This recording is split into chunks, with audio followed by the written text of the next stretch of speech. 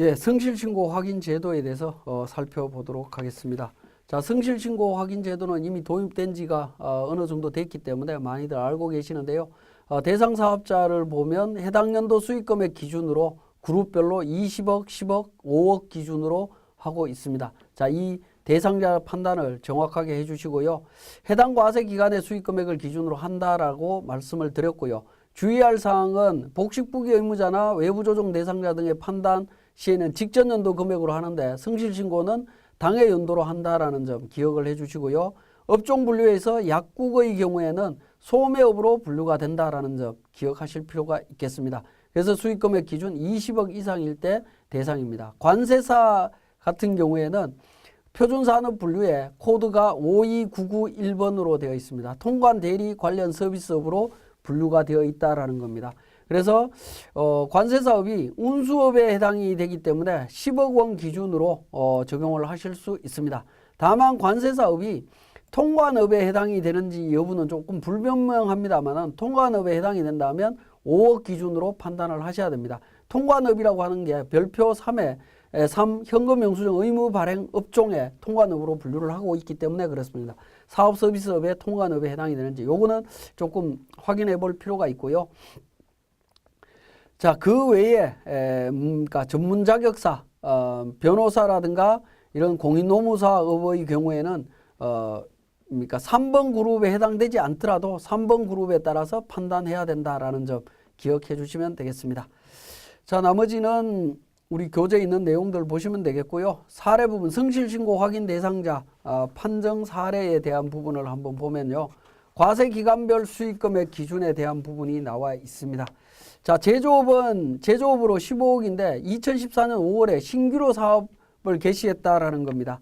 즉 17년도에 신규로 개업을 했다 하더라도 당해 연도 금액이 10억 이상이기 때문에 신규 사업자 등록 여부와 상관없이 성실신고 대상자에 해당이 됩니다.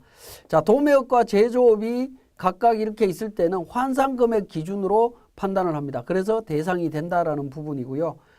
자, A 사업장과 B 사업장 이렇게 각각 있을 때 이 경우에도 주된 소득금액, 주된 업종이 뭐냐에 따라서 관리를 해보시면 됩니다. 주된 게 이제 제조업이죠. 제조업 수익금액 기준으로 환산했을 때는 대상이 아니다라는 부분입니다. 자, 9번을 보시면 공동사업장과 단독사업장이 있을 때 공동사업장은 개인 지분과 별도로 판단해서 5억 미만이기 때문에 해당 사항이 없고요. 단독사업장은 10억 미만이기 때문에 또 해당 사항이 없습니다. 그래서 대상이 아니다라는 겁니다.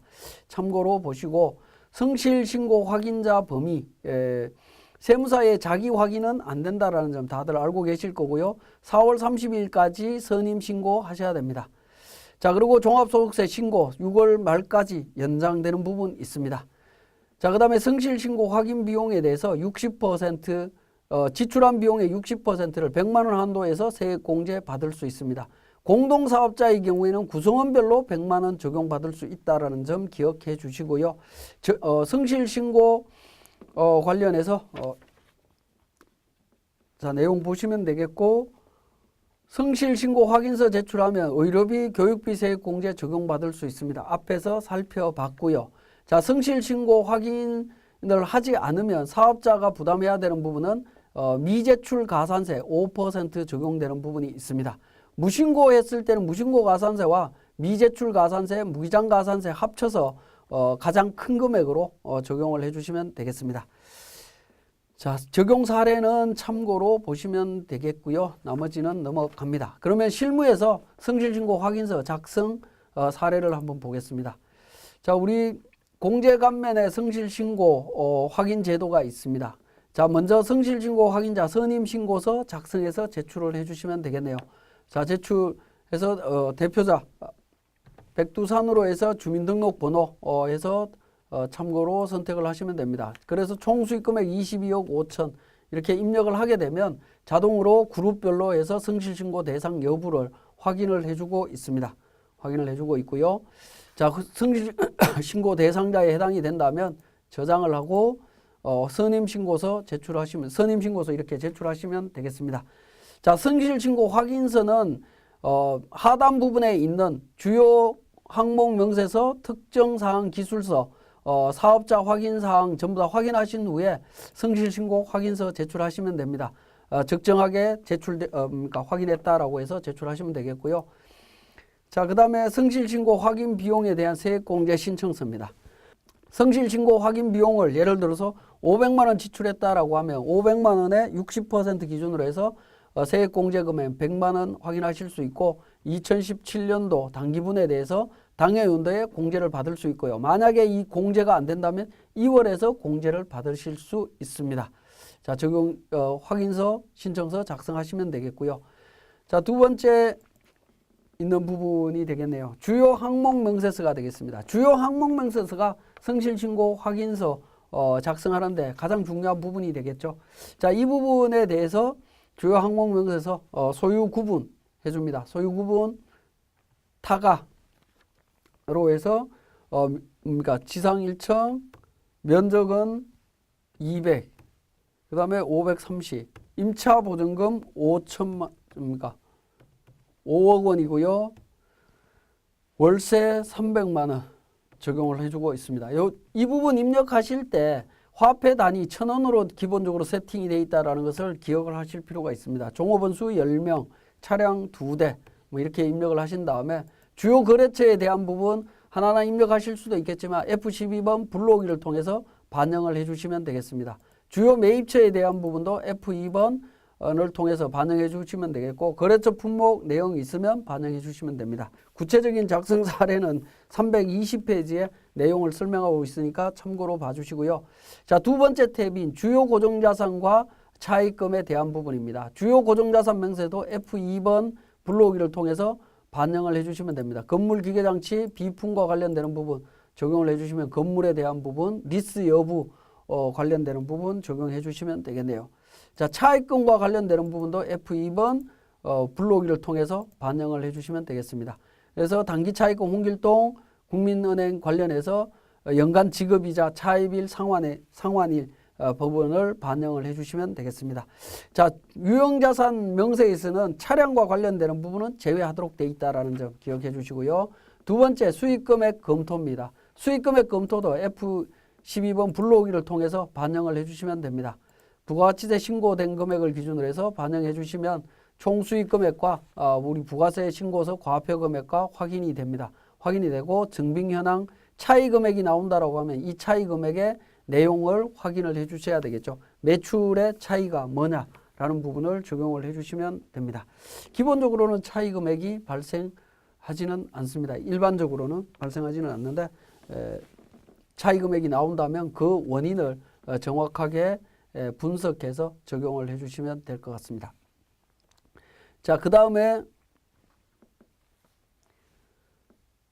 하단 부분에 원천징수 대상 봉사료 신고사항 검토와 관련되는 부분이 있는데 봉사료 관련되는 부분이 있다면 반영을 해주시고요. 그 내용이 없다면 무시하시면 되겠습니다. 자, 세 번째 탭 필요경비 등에 대한 검토 부분입니다. 표준손익계산서와 관련되는 적격증빙 수치 여부와 관련되는 부분인데요. F12번 불러오기를 통해서 반영을 해줍니다.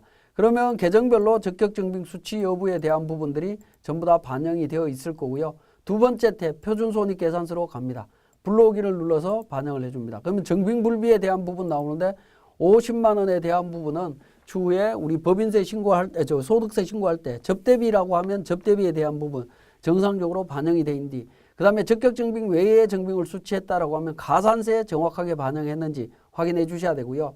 그 다음에 급여에 대한 부분 2억 9,700만 원이 있는데 이 부분 지급명세서 제출 부분 2억 9,700만 원과 정확하게 제출을 했다라고 하면 차이 금액이 없는 걸로 해서 적용을 해주시면 되겠습니다.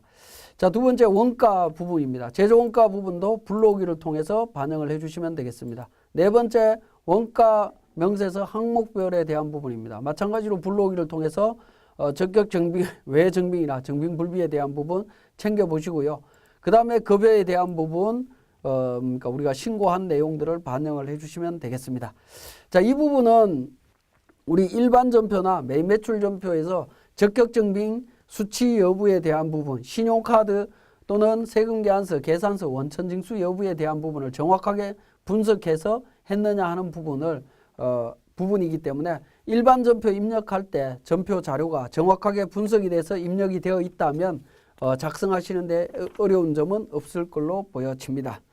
자, 4번에 기타 사업용 계좌와 관련되는 부분입니다. 3만 원 초과 금액에 대해서 적격 증빙이 없는 비용 명세에 대한 부분입니다. 이 부분도 F12 불러오기를 통해서 하면 접대비에 대한 부분, 경조사비에 대한 부분이죠. 자, 이 부분 정확하게 반영이 됐느냐 하는 부분 확인해 보시면 되겠고요. 직계 좀비속과 관련해서 비용이 있다면 정확하게 반영을 해 주셔야 됩니다. 반영을 해 주시고 차량 운행과 관련해서도 차량과 관련되는 부분 불러와서 차량 소유, 보험 소유, 주민등록번호 관련되는 부분 전부 다 등록해 주시고요. 사업용 계좌와 관련해서는 계좌 잔액만 등록을 해 주시면 되겠습니다. 등록해 주시면 되겠고요. 자, 이렇게 작성하시면 주요 항목별 명세서가 정확하게 작성이 되는데 이 주요 항목별 명세서 작성에 있어서 가장 중요한 거는 3번 필요경비 등 검토에 대한 부분입니다. 이 부분을 적격 증빙이나 증빙을 정확하게 확인하고 했는지 검토를 확인해 주시면 되겠습니다. 가장 중요한 부분으로 보시면 되겠고요.